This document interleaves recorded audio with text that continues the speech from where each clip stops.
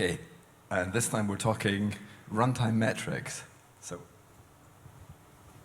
we have Arianna Vespri, who's an independent consultant, and we have Bartłomiej Płotka, who is a software engineer at Google. Okay, big round of applause for them. Thank you so much. Thank you, thank you. Okay, welcome everyone to our talk. Hope you're enjoying GopherCon UK so far. Personally, it's my third time. I think yours is first time, right, here. But it's always amazing to meet, gophers around the world, really, and share the wisdom.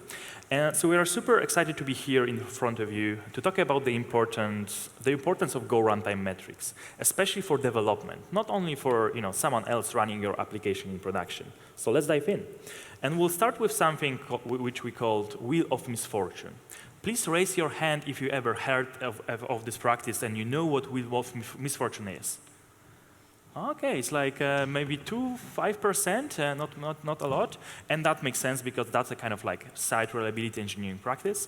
It's essentially an exercise, right? And explained well in Google SRE book, where we simulate the incident and let someone who is new to your on-call rotation, right, really understand your tools and how to mitigate and resolve incidents.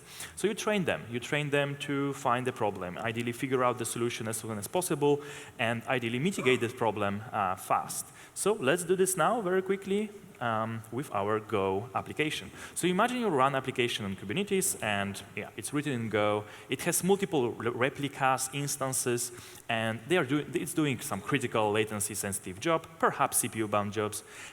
So following good practices, we have some basic monitoring happening in form of number of operations done for our clients. And that's actually a rate of operations per second.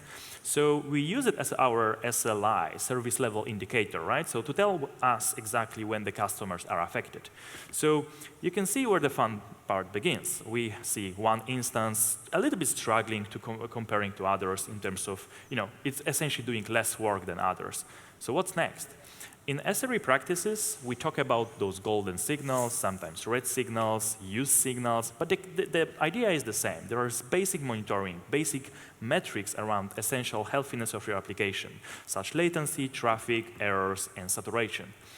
But in this case, if we look on those metrics, they look generally fine. For example, in terms of saturation, let's look on our metrics. We could check that the CPU for all the instances is roughly similar CPU use. The memory doesn't look too concerning as well, given we have like a limit of 5 gigs of memory and using not even a gig of memory. There's nothing like super suspicious happening here. And we could check also, logging and from your application, but that doesn't log a lot. Maybe, we can look at tracing, but for cost efficiency, we disable that, so that doesn't work in our case. We could try profile and profiling, which was introduced in many talks yesterday and today, but we don't know exactly what instance to look and what kind of profiles to grab, so it took us a bit of time. This is where the information from Go Runtimes comes very, very handy. We could use the recommended Go Runtime dashboards, which are very often popular, in cloud providers, including Google Cloud, but they're also, similar. And, ideally, we can look at it and see what's happening. And from this, we can immediately see that something is really off. One of the instances of our application have 30,000 of goroutines. That doesn't look particularly healthy. Even more, the amount of, for example, objects allocated with Go Runtime metric kind of like help, we can see that number of object allocated is like ridiculously high, right? So one instance have like 1 million of objects allocated, which definitely puts some load on our garbage collection, right? And that indeed is true, as we can see in another graph where garbage collection we're spending 5 times more milliseconds to really stop the work of the whole Go program to scan all those references, those objects, and see if they are used or not, to really be able to tell what things to clean up. So in turn, this has effect of our Go application spending CPU in a different thing that they should, right? And how to resolve this incident, we now know roughly the potential well, kind of like symptom where a goroutine leak, let's say. So we are grabbing our profile of goroutines, and we can see that there is something around propagation of cancel. And like doing static analysis of your code, you can figure out that it's actually a common problem for Go developers. So essentially, what's happening is that we do some operation in a loop, and we are kind of starting a timeout with context, and we want to do the operation with this timeout. And you can clearly see that there's a good practice to, whenever you have this cancel function, you kind of like make sure you always execute it. And sometimes we take it like, we just ignore this. Sometimes we just don't really particularly care because like, oh, if I don't cancel, who cares? This timeout will cancel it anyway, or some other kind of parent of this context will cancel it. But it turns out it's very important, right? If this is not canceled, you might possibly leak goroutines. And even more, I kind of cancel it. But the thing is, this defer, as you might notice, is actually within the loop, right? So it's clearly not being executed until I exit this loop, but that's kind of like loop which is infinite, so the my cancel is never executed, which in turn leaks coroutines. So to fix this is very easy. You kind of properly cancel. You don't use defers in a for loop. And this is kind of like, this kind of gives us two learnings, of course, immediately. Always cancel those resources that should be canceled. Don't ignore that. And try to, ideally, don't defer in the loop unless you know what you are doing. But the really learning here from the whole incident story is that those metrics from Go Runtime are very valuable, right? And this is really why we decided to make a talk about this. And really what we do in recent weeks, where, for example, I maintain Prometheus. So like a metric solution. Anyway, so it's ultimately, it's ultimately about allowing others to monitor your applications reliably, but even more for you to also understand, as a developer, how your application efficiency looks like, and how to control it, how to debug this faster. That's why we should also kind of learn how to use those metrics, how to expose them, and so on. So in the next 30, 40 minutes or so, we'll show why monitoring Go Runtime is important, especially for you as a Go developer. Then we'll chat about ways of enabling those metrics with Prometheus. And finally, we'll walk you through the recommended metrics, what that actually means, semantics, and understand how to use them. But before all of this, let's start with a short introduction. I have Arianna with me today. Hello, everybody. My name is Arianna Vespri. I'm a Go developer since 2018 or something. I am a contributor to Prometheus client Golang, and I've got like kind of a not orthodox background because my background is in the music business, actually. And when I'm not busy coding, I try to find the time to dedicate myself to my passions, which are synthesizers, number one, history of art, like exhibitions, reading books, and the like, and gardening. And what about you, Bartek?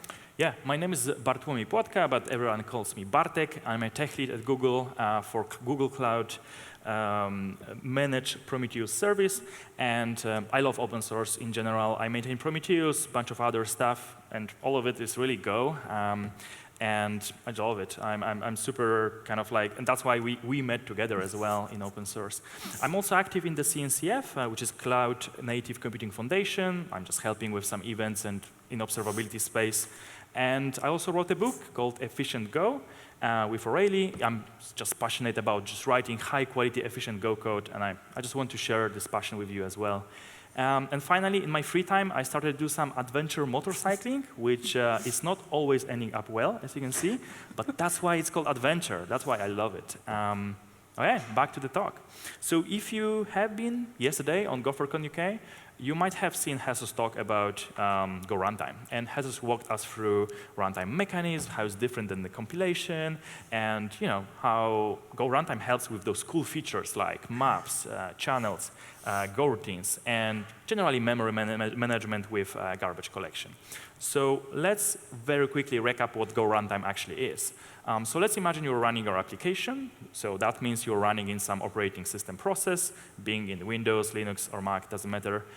In that process, the instructions with the code you wrote will be executed. So that essentially means that whatever you put in your main function will execute, and likely you will spin more Go routines that will do the work, and it will be executed concurrently.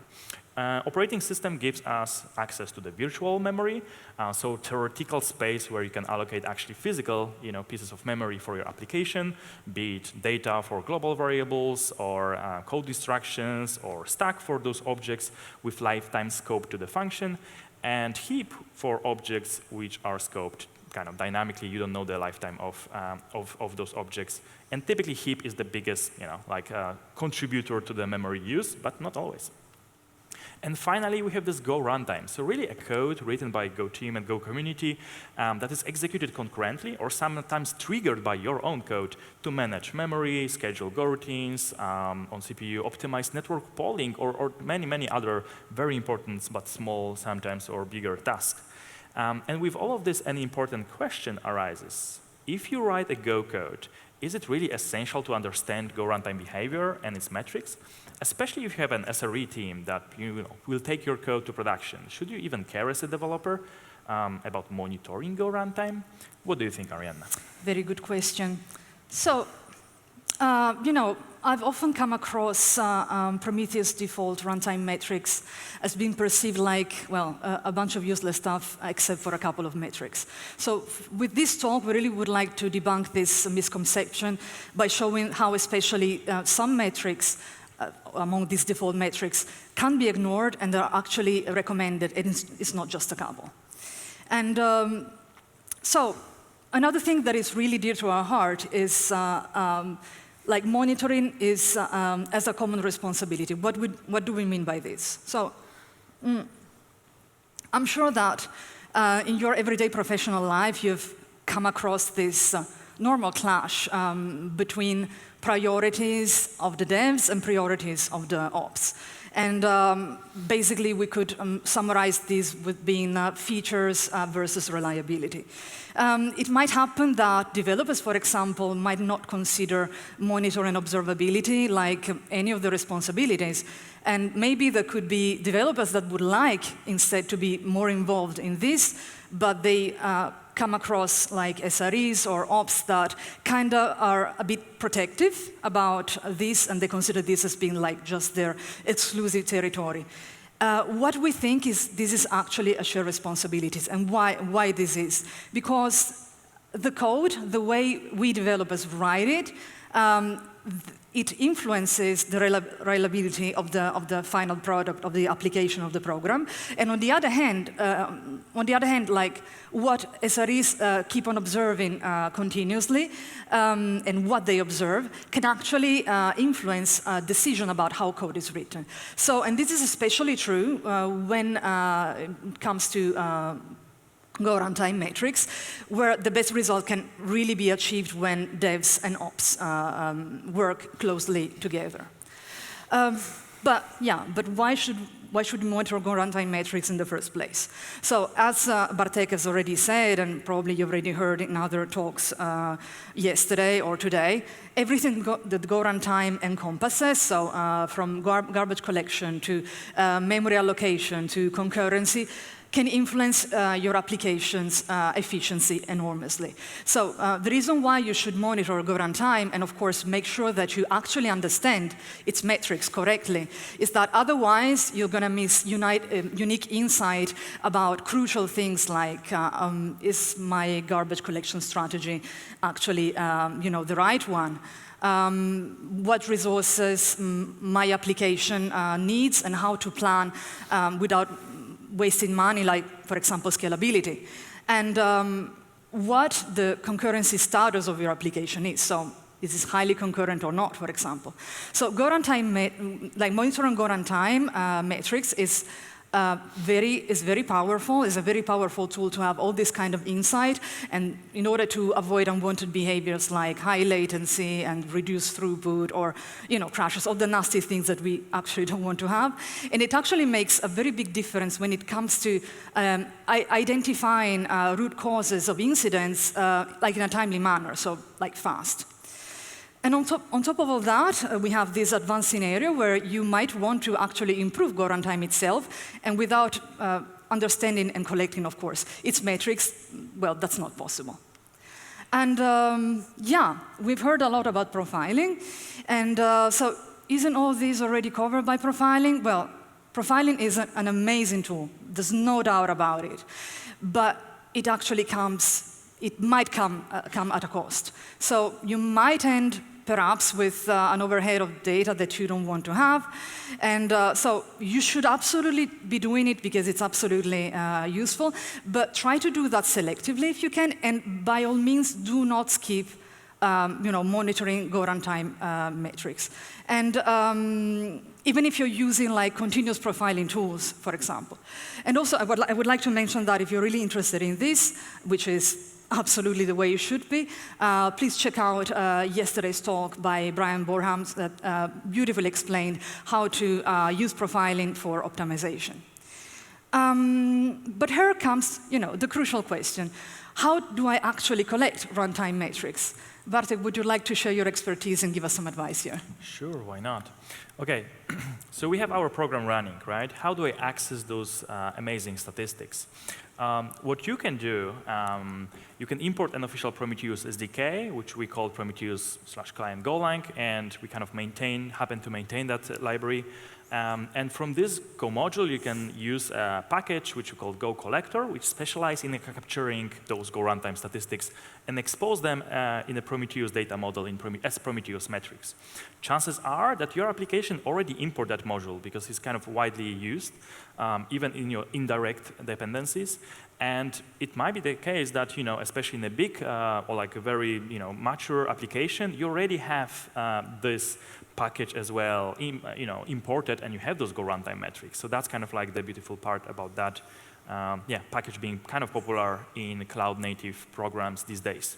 So in practice, you will have essentially this kind of code where in your main function, you create a Prometheus registry, which is for defining your metrics, and then you kind of register the Go collector metrics, which gives you those default amazing collect runtime metrics.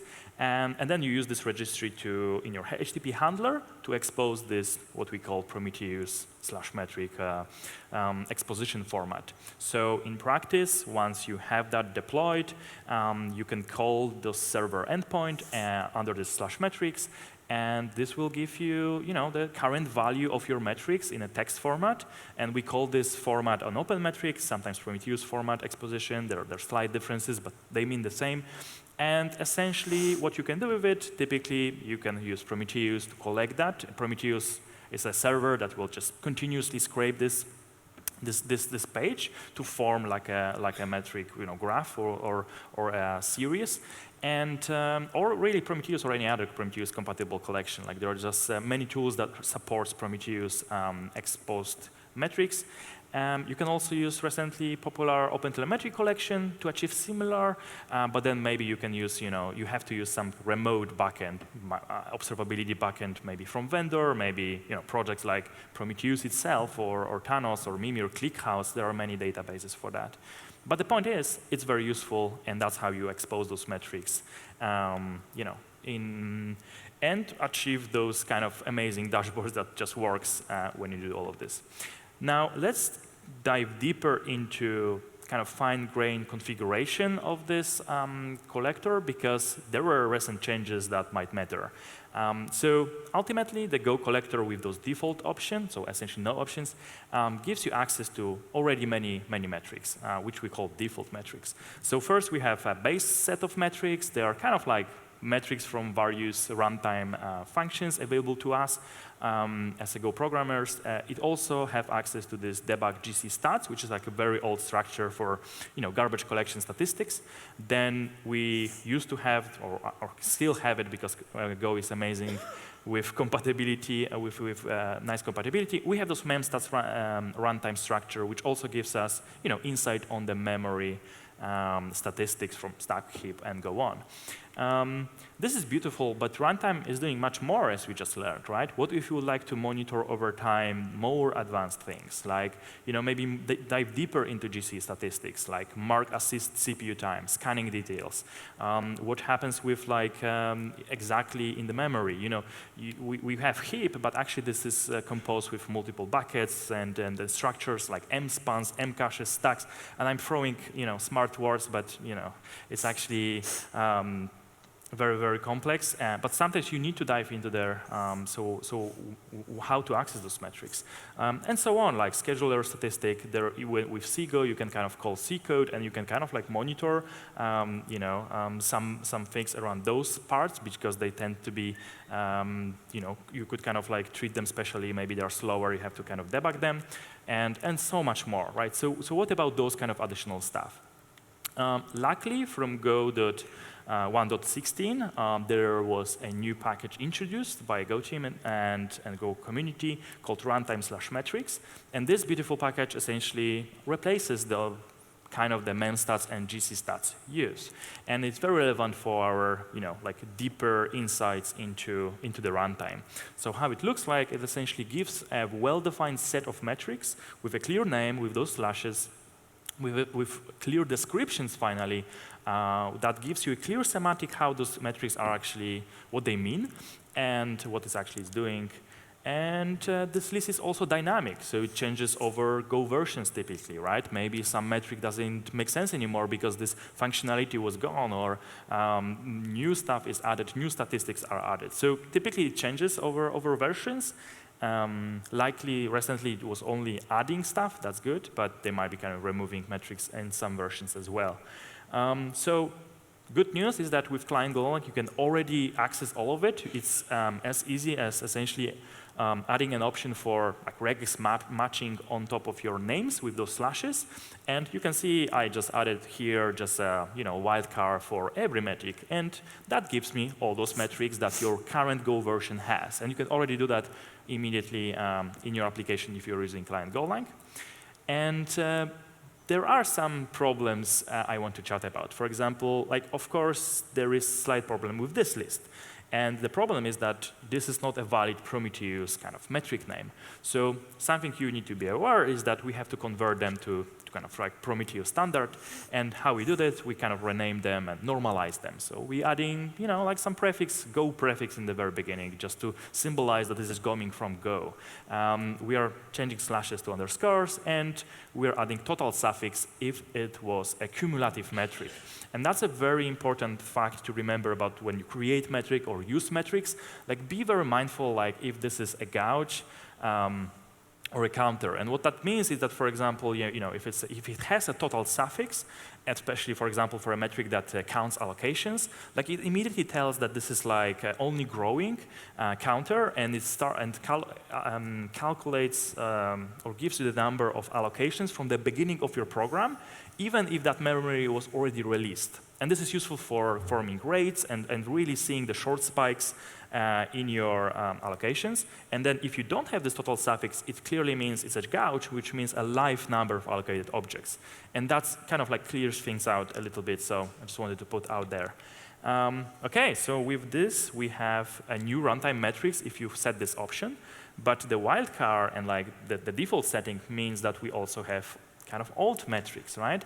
So how to even figure things out in this situation? So what we did first in the client Golang, and actually that was done by Go team, by Michael Kniszek, who will be mentioned this talk many times. But essentially he contributed this change where old metrics, they are named as an old kind of names of Go mems that alloc bytes, but they're actually inside, they're using runtime metrics, that metrics that are kind of meaning the same. And in practice, how it looks like when you expose those metrics, when you see in the description, even though that's an old metric, Go mems that alloc bytes, you can see it was sourced from the exact runtime metric. So you can totally figure things out how things are mapped. OK, so now with this unified collection mechanism, we have to address elephant in the room, kind of the biggest problem here, which is there are lots of metrics. Sometimes they're overlapping. And adding like keeping all this list, especially with overlapping information, like it's a waste of money, right? And generally Prometheus metrics generally are from all the observability signals is the cheapest kind of thing you can produce, but they still incur some cost, right? So ideally, you don't want to waste everybody's money and just unnecessarily expose too many metrics and allow your tool observability pipeline to collect all of it. You want to be mindful of what you are putting out there. So we help you, with this client Golang allows you to do that. So essentially, you can choose what you want to expose, like in all fashions. For example, you can disable those old memstat metrics by just line of like with collector, go collector memstats metric disabled. You can also slim down your regex into whatever you actually want from runtime metrics. So for example, from this option, with this option from like a wildcard to this kind of smaller set, obviously we reduce number of metrics. So you know how to technically kind of like do this, but the important question arises like what to pick, right? What to pick for default especially, because like if you are debugging just for week or only for your project, you can kind of like throw those all metrics just to check how it's going. But the clear question is like what's your application that will be used by so many other people. Maybe it's open source application, maybe it's something that will be used by multiple customers. You don't know how they will use it, how much they will like to debug. So the key question we want to answer in this talk is what are the defaults, right? What are the meaningful defaults? And luckily, we have Go team to help us because they recently are collaborating with community on setting the recommended set of metrics that are worth keeping by default, right? There are only 10 of them, and they really are meaningful for like basic operations with Go Runtime and on your code. So Arianna will help you to understand each of those, but I will just mention how you can kind of get the best out of it from the collection side of things. So essentially, a bunch of those are recommended. And the question arises essentially like, and those recommended are also overlapping, right? You can see a bunch of those recommended metrics are both from this old memstat and the new runtime metric kind of naming, but they mean the same. So kind of the questions also arise as a maintainers and the users of such package is which naming we should choose. There's a new naming introduced like a year ago. There's old naming that was there for like last 8 years. What do you choose? And the fact is, like, you can choose whatever for your own, as we shown you. Like, there are some filters options, but we, as a Prometheus maintainers, we chosen old naming, and so essentially we pick what's new and put into default, and then we keep the old naming that means the same as the new metric. It's complex. That's why it's good to have this talk here to explain everything, but. Why we are doing and keeping the old metric, and one reason is definitely like our Go module, like client Go line compatibility. We don't want to break users, and typically it means code API, right? So like a method name should be the same, and it's very kind of like debatable if generated metric is part of this compatibility story. We can chat about that later, but the real reason is that renaming metrics sucks, right? It's not trivial. It's very hard, and there are consequences. Like the moment you rename the metric, just to have a nicer name, you are breaking alerts, dashboards, recording rules, maybe automation. Your, ChatGPT or Gemini doesn't know this metric anymore. The searches doesn't show you, and Stack Overflows. The community knowledge is essentially like lost. So be careful with changing namings, and that's why we recommend by default to using old one. So that's kind of how the collection looks like. This is the default you will get. We sometimes recommend adding this once particular metrics get latencies, and Arianna will tell you why. But we'll try to maintain this kind of list for you in a Prometheus. And feedback welcome. What else would you like to see by default or by implicit option? We learn how to collect those metrics technically. Let's learn which metrics to choose and how to act on them. Yes, so absolutely. So as already said, we among all the Go Runtime metrics that are exposed by default, when you instrument your code with Prometheus client Golang, we selected a few which we deem like being the most useful in practice. And as Bartek already said, we took into account the recommendations of the Go team. So I believe that as developers, we should be collecting metrics that actually can give us, answers to practical questions, questions that we often ask ourselves. So, like for example, what did I just deploy? Well, we can start with this metric, which is Go info. It's a metric that obviously provides you with information about the Go environment. So under the hood is a gauge that it has a fixed value of 1, whereas like the number of the Go version is actually provided as a label value. And it is obtained by calling the runtime version function under the hood. So it may sound like a very trivial metric, but actually it is useful to track improvements in the newer versions of Go, and of course newer versions of Go Runtime as well. And this gives you an overview of the vulnerabilities that your application environment and its dependencies could be subject to, and like potential clashes of compatibility, like all things that could break things. So thanks to this metric, you can actually be proactive and actually, try to anticipate upgrading, and basically, we actually used it in practice a few times. So, if it happens to you that your application suddenly breaks for no apparent reason, this is like your first to-go metric. So that you can rule out any compatibility clashes. And also, it's worth mentioning that there is also another similar metric, which is called Go build info, which is about giving you the Go module information. Going on, we have the metrics for Go max proc. So this is something that we've literally just included in the default, among the default metrics in client Golang.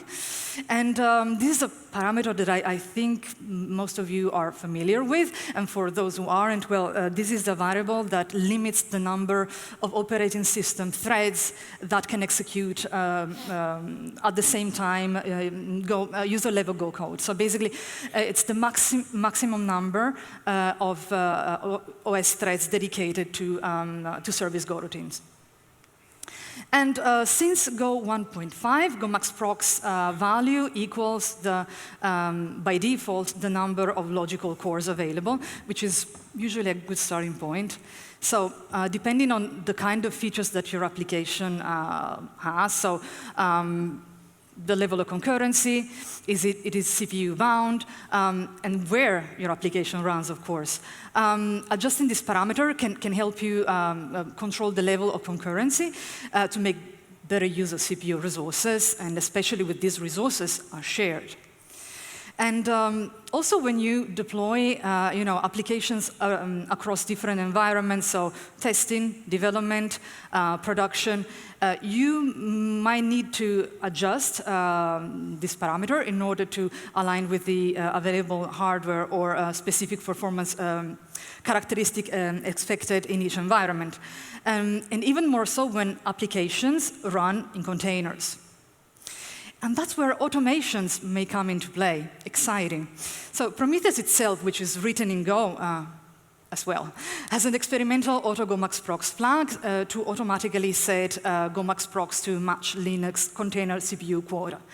And there are also external packages that you might have heard of, like Uber's Automax procs, that aligns with the CPU limits set on a container, for example, limits that might not coincide with the default. So in any case, monitoring Go max procs and its changes is useful in order to figure out if over-provisioning or under-provisioning the procs is a cause or one of the causes to degraded performance, so throughput bottlenecks or increased latency. With the next metric, which is the one for Go GC, we enter the domain of Go garbage collection. So Go GC is a parameter you might have heard of already, and also the explanation that is like a percentage. It sets the percentage by which the heap is allowed to grow over its size at the time of the last collection before triggering the next garbage collection. So the default value is 100, and when it is set at the default, it means that the heap can grow twice as much, because it's plus 100% before the next GC cycle is triggered. So when you increase GoGC value, what happens is that you can reduce the frequency of garbage collection, which may decrease latency in CPU-bound applications. But then this could cause higher memory usage. Conversely, decreasing the GoGC value will increase the frequency of garbage collections, so the memory usage could be potentially reduced, but then the CPU overhead is increased, and because there are going to be more frequent pauses. So it's a trade-off. So this is why adjusting and monitoring this parameter is a way of troubleshooting problems in your GC strategy. And so if you observe that there is like a continuous garbage collection, your application is probably spending too much time requesting and managing memory, and so it becomes slower. Whereas if the heap keeps increasing, keeps growing, there must be a memory leak because the resources are not getting freed as expected. In some advanced scenarios, applications might adjust the GoGC value dynamically based on the current workloads or system conditions to optimize performance or resource usage in real time. And once again, Uber, they have this GoGC semi-automatic tuner, which acts on the base of metrics such as like the intervals between the garbage collection cycles, or the garbage collection CPU impact, or the live dataset size. And according to this article, which is very, very interesting, you can find online, obviously, this led to massive savings as far as CPU cores were concerned. And again, in Prometheus itself, we have like a runtime configuration option that has been added in recent times for GoGC as well. And then you could change that without restarting the binary, and this metric can let you know what the value is and when it changed. And next we have the metric for GoMem limit. So GoMem limit is another environment variable, is another parameter that exists since Go 1.19, whereas the metric was actually introduced a little later.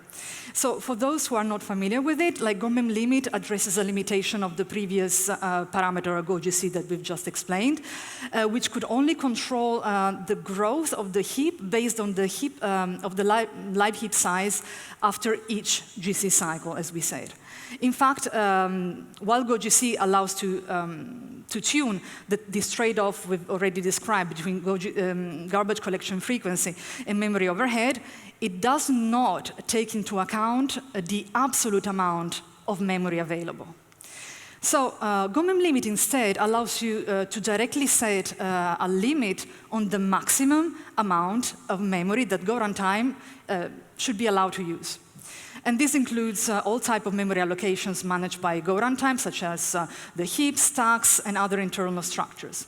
So GoMem limit is, by default, actually not set, or technically, it is set to the highest integer value possible. But when it is set, then Go Runtime will adjust its garbage collection strategy to try to stay within this memory limit, which means garbage collection is going to be triggered more aggressively as the memory usage approaches this set limit. And this is very useful in reducing the frequency of kills in an environment with constrained resources like, well, containers, Kubernetes pods, where exceeding the memory limits can exactly lead to the application being terminated by the container management system. And as a consequence, monitoring and adjusting GoMem limit allows finding this fine balance, this trade-off between performance and memory usage. And when you observe how your application behaves, when the memory actually gets closer to this limit, it actually makes you possible to identify more easily issues like memory leaks. However, there is a small caveat. It is not always like a fantastic idea to rely too heavily on GoMem limit, because in case your problem is like code over allocation, for example, then it could distract you from the real problem a bit, because, for example, in this quick screenshot here, I am allocating 100 elements, but then I end up using only 10. So clearly I could allocate less, but in this case, garbage collection will not help me because it's not going to happen. So those unused allocations will stay unused. They're not going to be freed by garbage collection.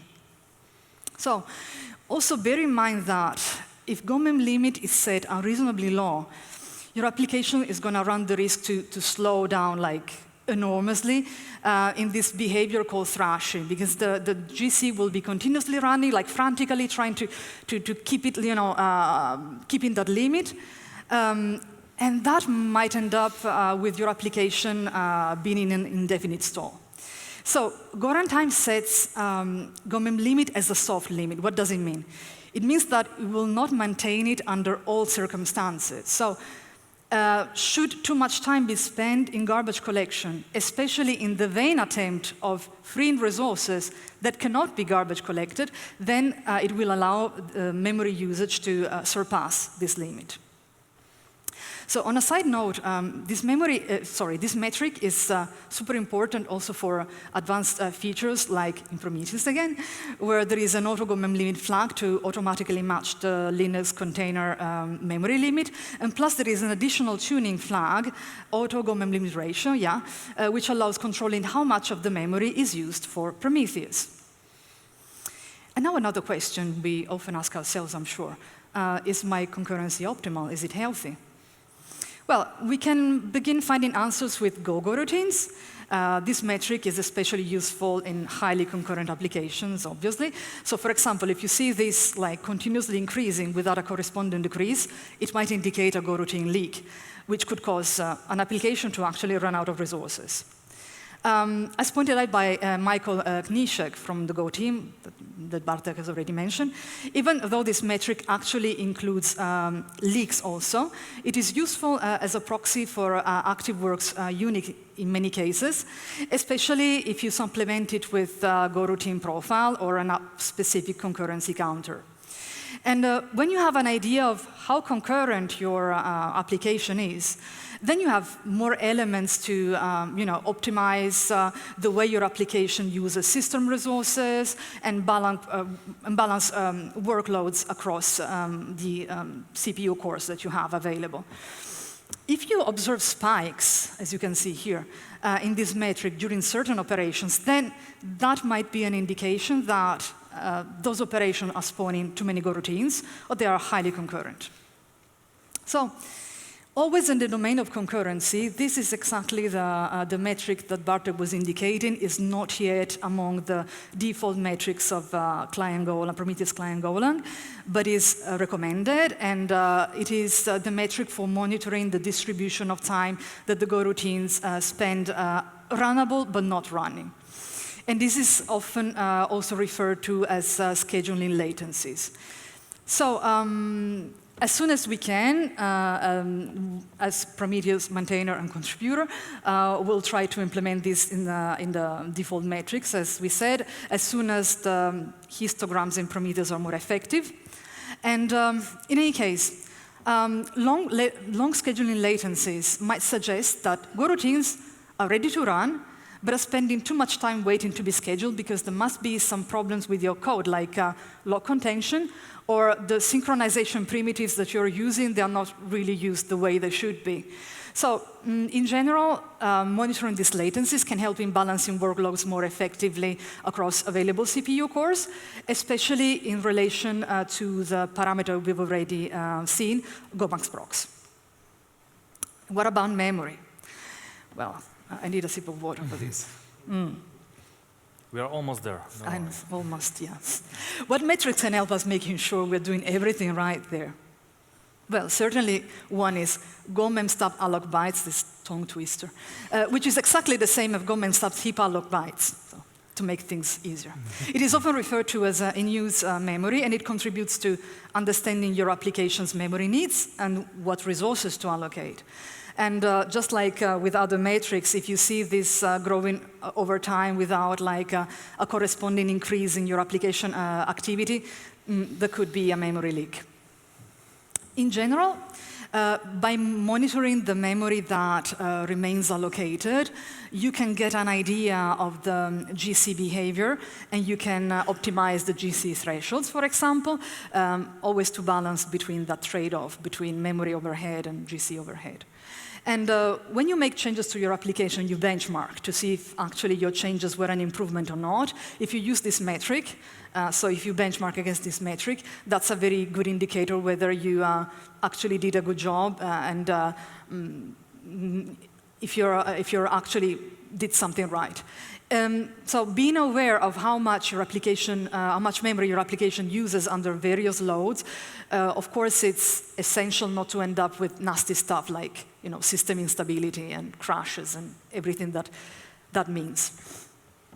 Next we have gom_stats alloc bytes total. So this metric sounds similar like the previous one, right? But that's because it's its counterpart. So you see the total suffix, as Bartek pointed out already. Actually, it's very useful to have both these metrics, so this and the previous one, the gauge version. This metric provides the total count of bytes allocated, so if you ever miss scrapes, this total counter will still account for those. And again, as pointed out by Michael Nisches from the Go team, it might be used to allocate a rate in byte seconds, as Bartek already mentioned, which is useful to understand GC resource cost impact, especially regressions in production. In fact, if you have high rates of memory allocation and deallocation, then this could lead to unwanted overhead associated with memory management and GC. And going on, we have gom_stats heap objects, which is a gauge providing a direct count of the objects your application is managing in memory at any given time. And we also have gom_stats mallocs total, which is semantically, again, its counter version. So they can be used for the same reasons we have already explained as heap bytes counters and gauge, for example, to find memory leaks. However, compared to bytes, these metrics give you another angle, meaning that they can help you evaluate and manage the number of objects in order to avoid like unnecessarily long GC cycle or too frequent GC cycles. And they can give you insight in your application's memory footprint. So, for example, they might suggest you that you should be optimizing the size of the objects versus the number of the number of small allocations. And talking about memory reserved for stack space, we have gom_stats stacks sysbytes. I'm almost pronouncing it the Norwegian way, my God. This metric can identify potential stack overflows, which occur when too much memory is used on stack, typically due to deep recursions or large allocations. So if you detect this early, you can prevent crashes and you can have your application being more stable. And also you have to bear in mind that in Go, so each Go routine starts with a small stack size that dynamically changes, can grow and shrinks depending on the needs. And so for applications which are highly concurrent, so those that have lots of Go routines, and each of these Go routine has its own stack, understanding like how much the total stack usage is, it's really essential, to plan the capacity of your program. And of course, if you do this well, you're going to reduce your cost tied to resources. And what about OS allocated memory versus what is used by Go Runtime? Well, here is where gom_stats sysbytes and gom_stats heap release bytes come to our rescue. The former metric includes the heap and other memory like the stack and data, but it basically reflects the virtual memory usage that has to be backed up by physical memory. So thanks to it, you can assess the overall resources demand of your application. And if you compare this to heap and stack memory metrics, you can learn about other places where memory is used. So as pointed out always by Michael Nisches, the former metric is necessary to tune GOMEM_limit, and it's useful to identify other memory. And if you subtract the latter from the former, you can get what the runtime believes the physical memory footprint of an application is, provided you don't do anything funny with your heap, like inflating it artificially. And the last metric for today, you can breathe, is GOM_stats next GC bytes, often referred to as the garbage collection threshold. It indicates the heap size that triggers the next garbage collection cycle. So as already mentioned, the garbage collection threshold can be influenced by setting the GoGC environment variable, for example. So this metric can guide decisions on memory allocations, data structure management, and to determine if the GC strategy is appropriate compared to the application's workload, especially when you're experiencing unwanted things like frequent pauses and, again, high latency. For applications with variable workloads, understanding this metric ensures that the application has always enough memory to handle peak loads without excessive garbage collection overhead. That's almost it, and I'll now hand the floor over to Bartek for some main takeaways we really would like to leave you with. Amazing, yeah, it's the end, so we made it. So let's kind of summarize this talk. Like, the first thing I wanted to share is that, you know, those Go Runtime metrics, especially recommended ones, are super, super useful. And we wanted to really challenge this opinion of like, oh, I'm running this application with this Prometheus package, and it's exposing like one metric I want, but then the rest is a bunch of useless stuff. And like, the truth is, like, as you can learn, they are useful, but they can be not useful for your use case, and that's okay. And you now know how to filter those metrics out or add the thing you want, or at least know how they can be useful for maybe other use cases that you might get in future. Then really kind of make sure to understand those tools and open source, you know, like knowledge for those metrics that exist. So, you know, there's client Golang, there's Prometheus, there's OpenTelemetry that helps you to kind of gather all those statistics. Don't over-collect observability signals. Like, it's very common to throw, you know, and gather all metrics possible, and all the logs, debug logs, whatever, everything, all the traces with all the kind of like 100% samplings and profiles, and it gets kind of like, you may be nice in theory, but like in practice you wouldn't use all of it, and it just costs a lot of money. And finally, be careful with metric renames. As I mentioned, they can go and break your stuff. So finally, go to the client Golang if you have any feedback and maybe issues with all of this. We are, you know, looking for feedback, and we want to make this better. Even better, help us contribute stuff. And, you know, like recently, Arianna, you know, added those new metrics that come with a new Go Runtime Go version, and yeah, it was like how hard was to contribute this PR? It was a lot of fun. I mean, we had some problems with tests, so we had to refactor them, but otherwise but it was amazing. I mean, yeah. For me, it was absolutely a pleasure. So amazing, and then, you know, please contribute and help us. And with that, thank you very much. Thank you so much.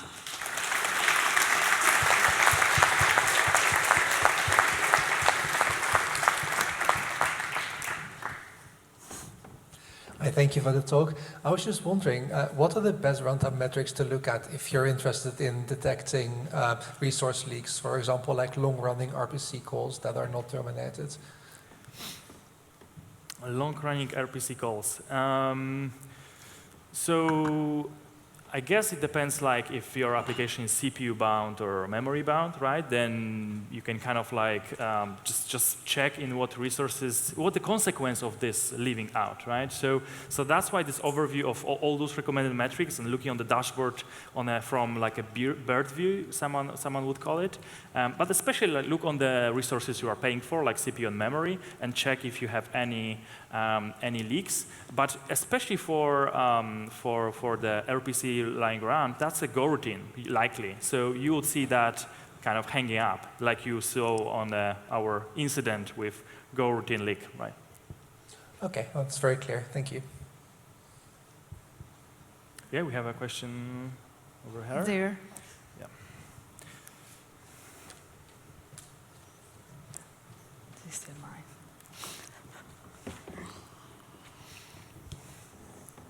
A couple of years ago, the client Golang library changed from not collecting any of the metrics, or sorry, from collecting all the metrics to not collecting any by default anymore. Have I got that wrong? or it was a long time ago. But essentially, you had to refactor it to go and collect the same metrics again by adding in that Go collector that wasn't part of the default anymore. I don't know if you can talk to why that happened and what the thinking was behind it. That might be before my maintainership, but if we go deeper, there might be a case where what I remember was that this Go collector here, the one that you have to add it, oh my god, it scrolls so much. That got kind of moved to another package. that's all what happened. So you used to have, I guess, Prometheus.new Go collector, and now you have collectors.new collector. We just wanted to have a small refactor. I really hope we didn't break anyone, so you can still use it, this kind of like different package, like a main package of Prometheus, just it's deprecated now. And it doesn't have all those amazing options that we have now. So I really hope we didn't remove any metric, but if you did and that broke it, let's learn from that, or maybe something happened. But I think you refer to this. So yeah, just hopefully we don't break. That's the kind of message. Any other questions? Okay, I think that's it. It's lunchtime. Lunchtime, yes. Okay. I'd just like, can we have a big round of applause, please, for Arianna and Bartek? Thank you.